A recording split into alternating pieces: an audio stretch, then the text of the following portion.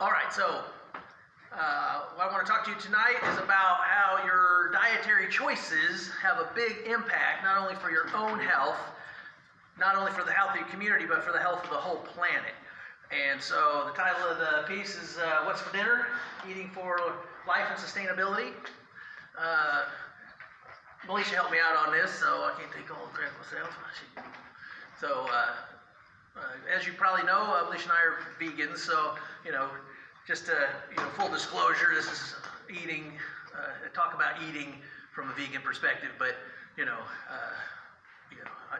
just give you full disclosure on that. Why did I become a vegan? What led to that? Well, when I was young, I became a vegan as a kid, as a child. It was the moral argument. If I don't have to kill something to stay alive, I won't kill it.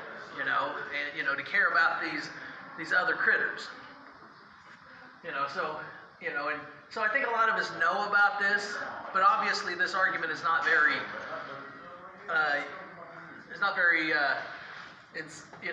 profound for a lot of people, as most people aren't vegans, or this would work for them.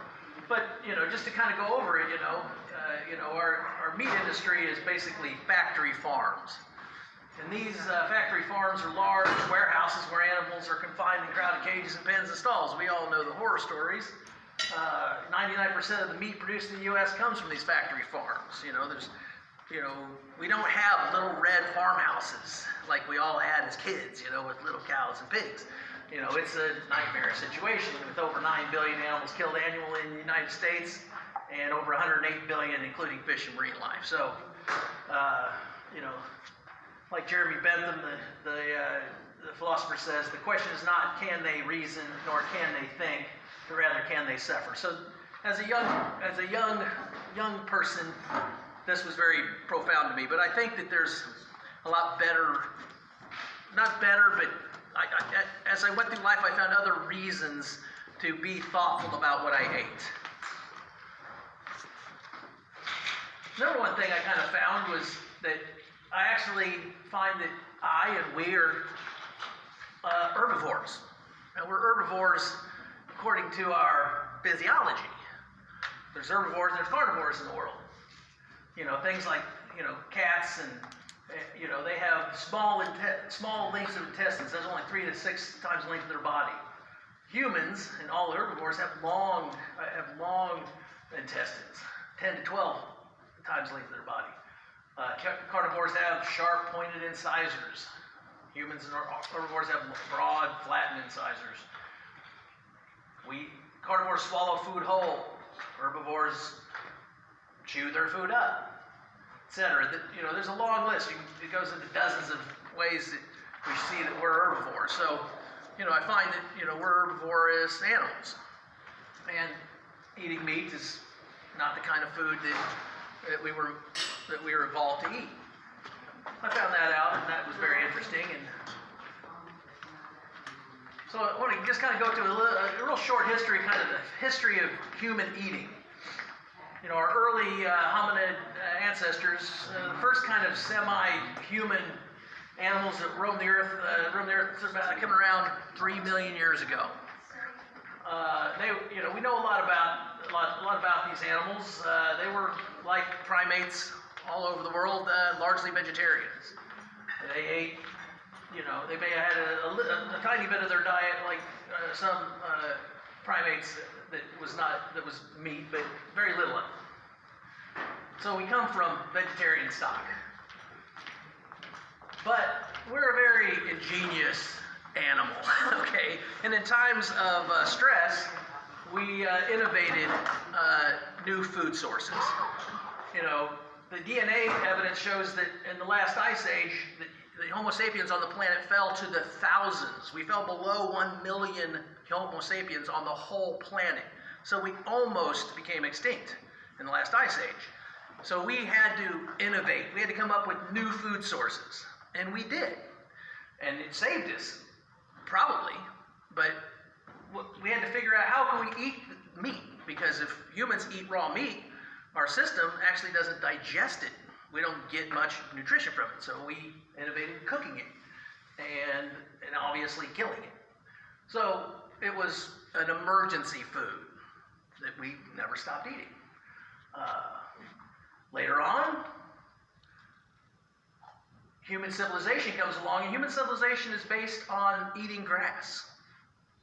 If you don't know it, cultivating grass, getting the seed from the wheat, corn, millet, different grasses, grinding that, then you can keep that in a storeroom for years. If you can keep the rats out of it, that's why we domesticated cats and chihuahuas, keep the rats out of our storeroom, and that's what human civilization is built on.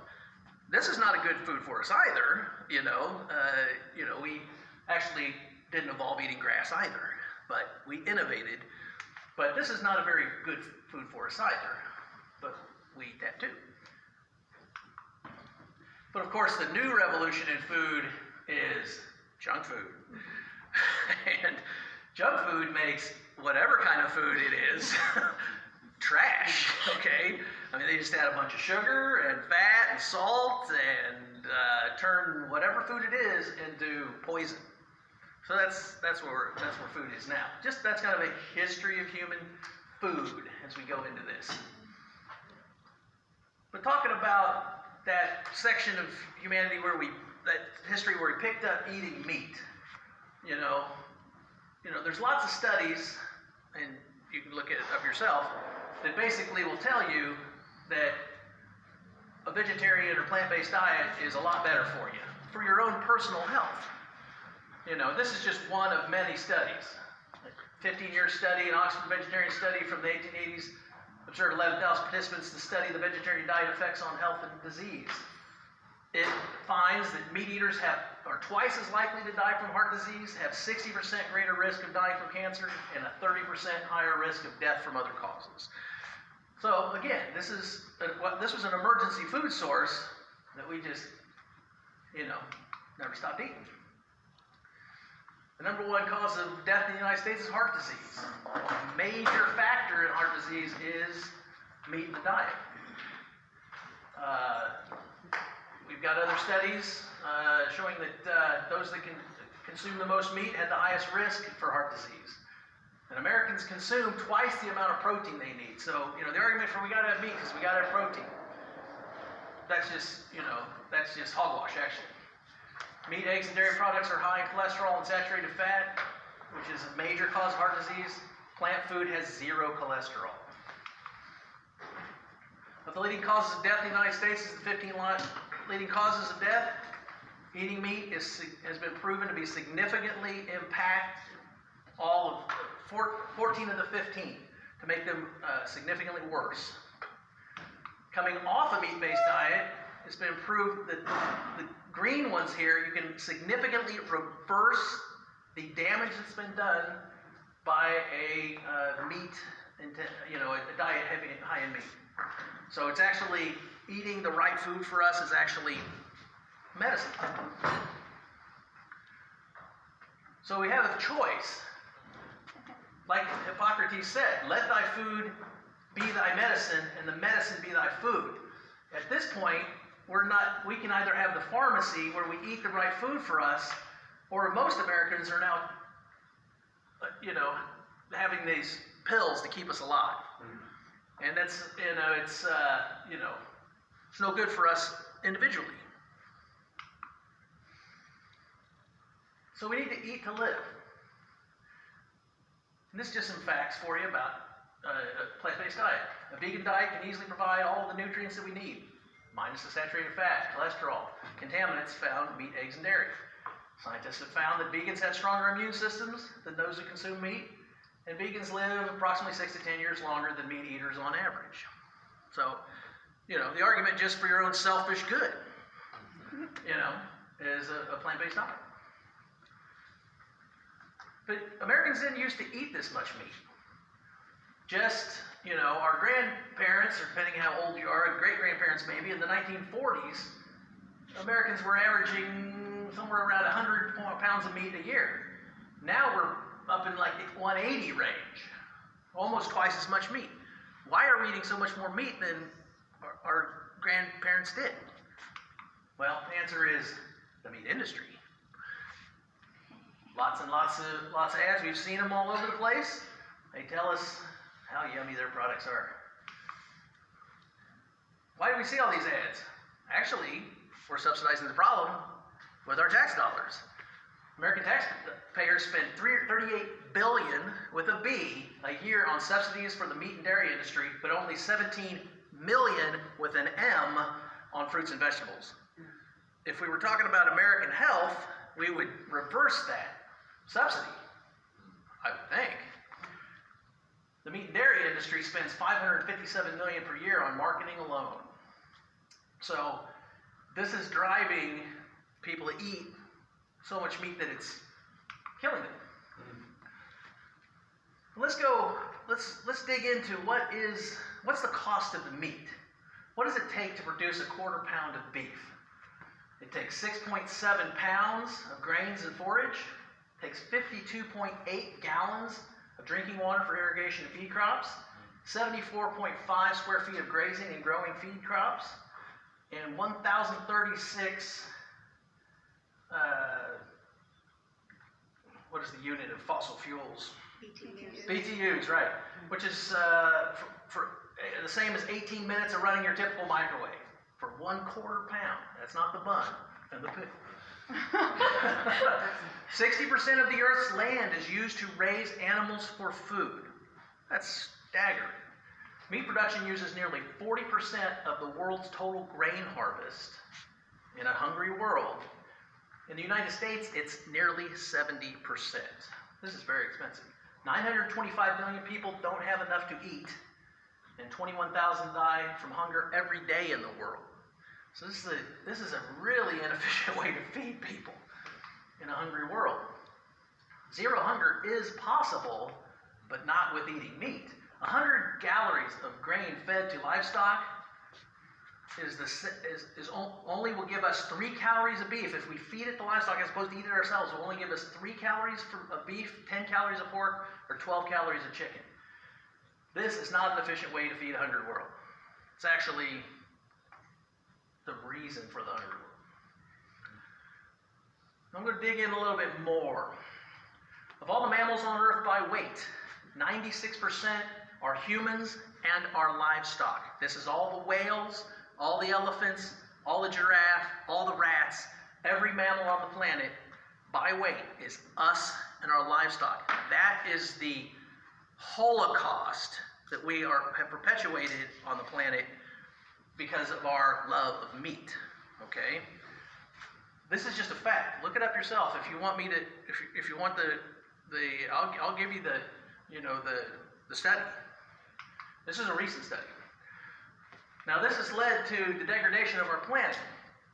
Different areas of our planet are degraded. Forests, agriculture is the leading cause of deforestation. Up to 137 species lost every day due to rainforest destruction, and the destruction emits 2.4 billion tons of CO2 every year. You might be able to see where this is going. Our global harvest can provide a vegetarian diet for 10 billion people. We're almost up to 8 billion already, while a meat-rich diet can support only 2.6 billion. Okay? So, we got choices to make here. Grasslands, a different ecosystem. Grasslands are replaced with monoculture grass for large-scale cattle grazing. 56 million acres of U.S. land produce hay for livestock, but only 4 million acres produce vegetables for human consumption. 1.5 acres can produce 375 pounds of meat, or 37,000 pounds of plant-based food in a hungry world. And of course, most of the world is water, and it's the most important thing to life. 55% of water consumed in the U.S. is for animal agriculture, while only 5% is used for private homes. Now, this is important to understand. Water is, this important resource is not being used by us, it's being used for our meat. Worldwide, cows drink 45 billion gallons of water each day, while humans only drink 2 billion. A meat-rich diet requires 4,200 gallons of water per day. A plant-based diet requires only 300. And then what's the runoff that happens, the disastrous runoff from these cattle production and this pig production? And the U.S. livestock waste outproduces human waste 130 times. Rivers carry livestock waste in excess into bays and gulfs, destroying marine life. Livestock operations on land have created more than 500 dead zones in our oceans. This is a very shocking thing here. It's something we have to understand about global warming. The global livestock industry produces more greenhouse gas emissions than all cars, planes, and trains and ships combined. Most people do not realize this. You know, you see the Democrats talking about global climate change. They weren't talking about beef production. That's a much bigger problem, okay, than this. Both are problems. We got to deal with both. But this is number one. This is number two. So we have to have people change or climate change. We're probably going to have both. But will we survive climate change? What I'm talking about here is surviving climate change, okay? Captain Planet says the power is yours. The World Health Organization and the United Nations agree. A plant-based diet is the number one thing you can do to fight climate change and world hunger. No, not really. That's not correct, okay? What we need to do, the power is not yours, power is ours, okay? Individual consumer choices are not enough. Only global systematic change can create a sustainable future for our kids. The political will to bring about this transformation will not come from the current establishment. It will not. We ourselves must create the political movement that will make this happen. The people in this room, only we can do it. Because of the climate crisis, our time is short, and the time to act is now. Thank you very much. Yeah. I do want to give, we're right at the end, but I would like to open it up for 2 or 3 quick questions. Yeah? I had a couple questions, but I kind of forgot. Okay, you need long chain aminos. So, do you believe that there's different blood types that need different types of nutrition? Like, I certainly agree with you that there's not one diet for every person. Okay, I completely agree with that. And I'm not telling you to be a vegan. But I'm telling you is be aware of the facts and eat knowing these facts. Whatever you're going to eat. I'm not telling you to be a vegan. I think the problem with this monoculture is there's not a great variety anymore. I completely agree with you. It's hard to imagine, I'm going to eat an ear of corn, or I'm going to have some lettuce and live on that. But the fruit and stuff has to be perfectly, formed and everything to make it on the shelf. And what, 40% goes to waste? Yeah, but a local organic farm culture, like we used to have, those fruits and vegetables are much more nutritious. I don't know, can I use a bad word? The crap that they put on the shelves that's bred just to set on shelves, not to taste good or have any nutrition in it, that needs to be replaced by local farmers producing organic produce using heirloom seed, I mean, those crops are literally many times more nutritious. All right, Elise is next.